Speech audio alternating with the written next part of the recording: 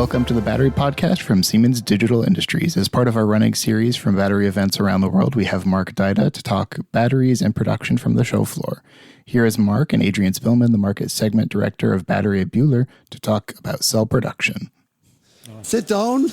Adrian, it takes the time, 50 minutes. We just talk about the real life, so real machines.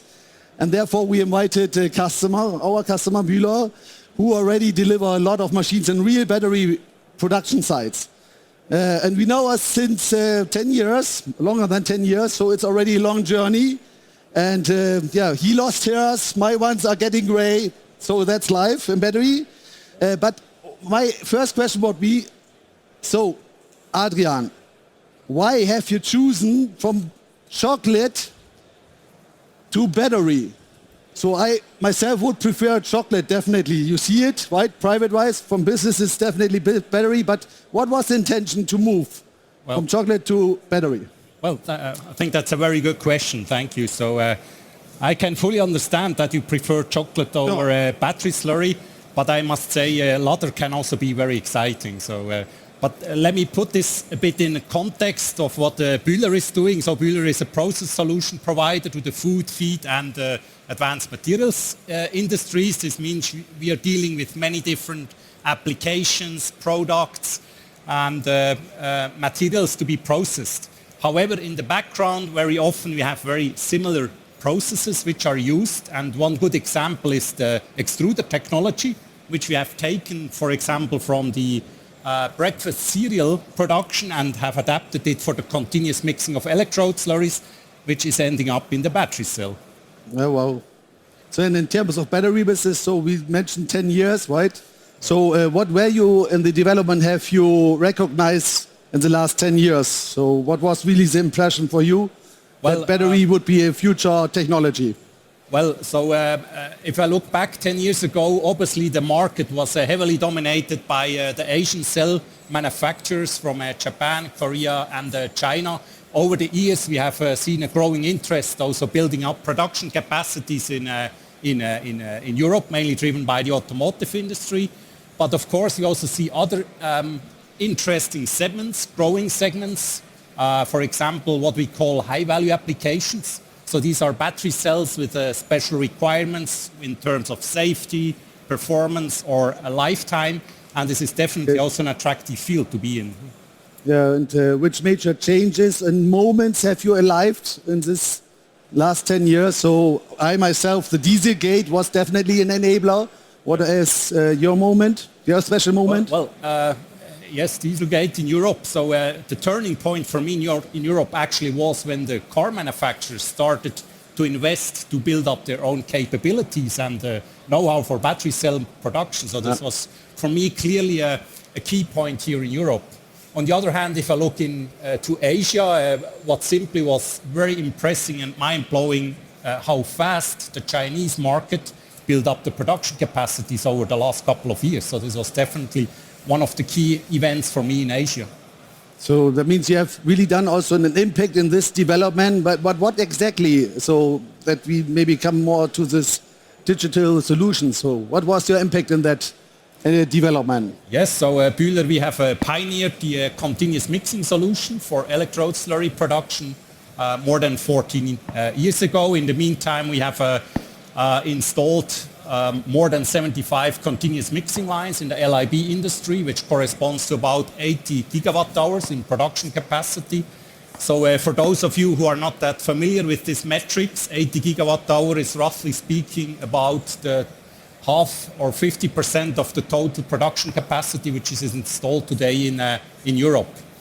So the continuous mixing technology, I don't want to go into the technical details, but basically allows to combine all the unit operations in a single continuously operated machine.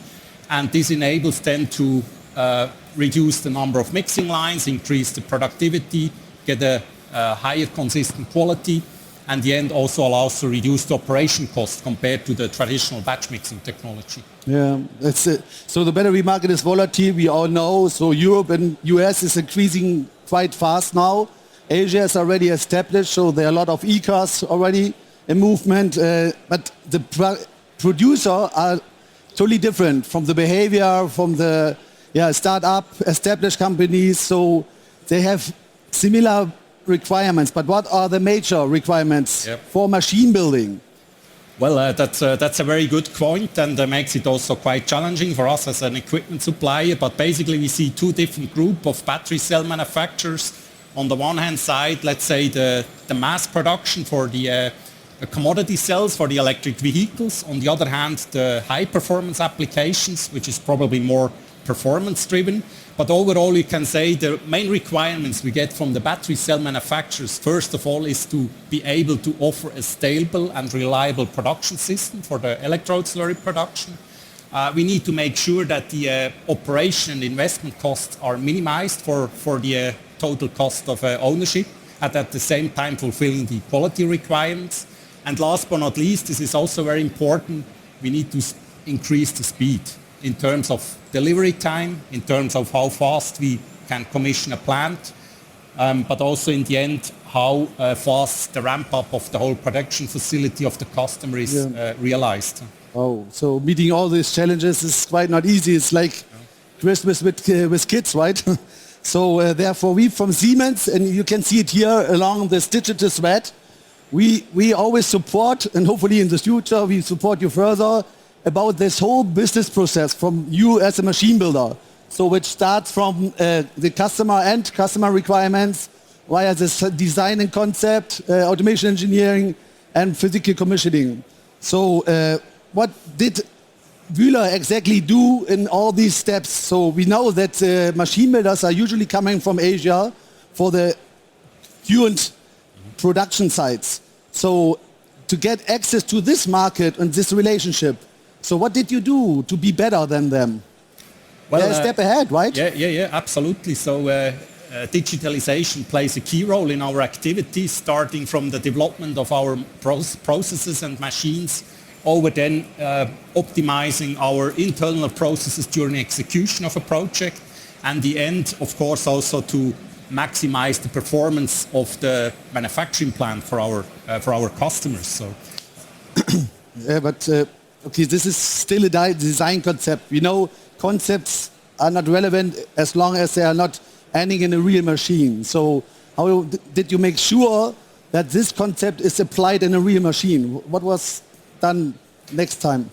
Well, in this regard, standardization plays a key role for us. So looking at the automation part, the use of standard hardware standardization components. For you or for the end customer, or both? In the end, it's primarily for us, but in the end, it's a benefit for the end customer. Huh? So it's about speed, fulfilling a project, and also improving the reliability of the manufacturing plant in the end. Yeah. So that's and of course, thanks to Siemens, we could also successfully implement this automation standard solution, which is specifically tailored also for the battery industry. So that means it ends up in a tailored machine, but not yet sustainable, right? So what was the sustainable impact? Because all these audience here expect an e-car, which is good for the environment, also for their own money. But what sustainable did you implement? Well, sustainability is a very good point. You know, for Siemens, that's a very important topic as well as for Bühler. So one specific example I would like to mention here, what we have implemented is a so-called inline quality control system. We call this QualiP. So this allows to inline measure all critical process and product parameters, and therefore enables to achieve the highest product quality and consistency of the electrode slurry.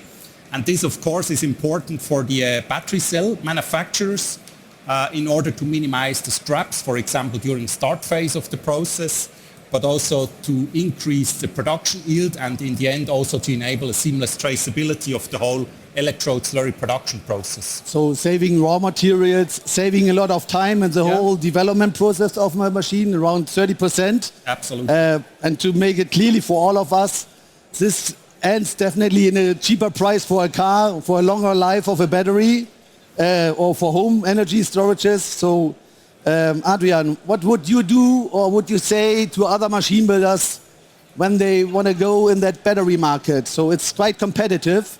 And what is your suggestion what they should do? Yes. Because you are successful already and others would like to be a part. Yes. What would be your suggestion? Well, first of all, as we all know, this battery industry can be very dynamic. It's also very demanding in various perspectives. However, I believe it's a very exciting field to be active in and also to be part of the decarbonization of the future mobility. I think that's absolutely great.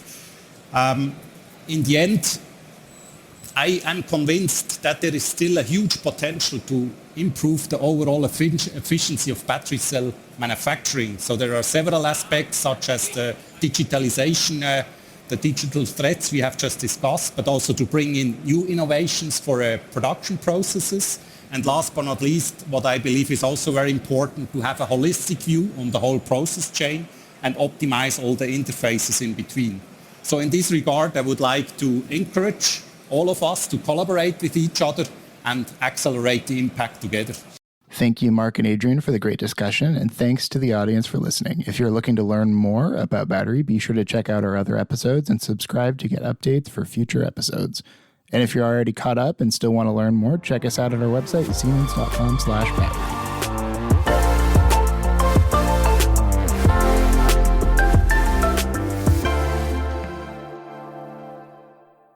This podcast contains the personal views and opinions of the speakers.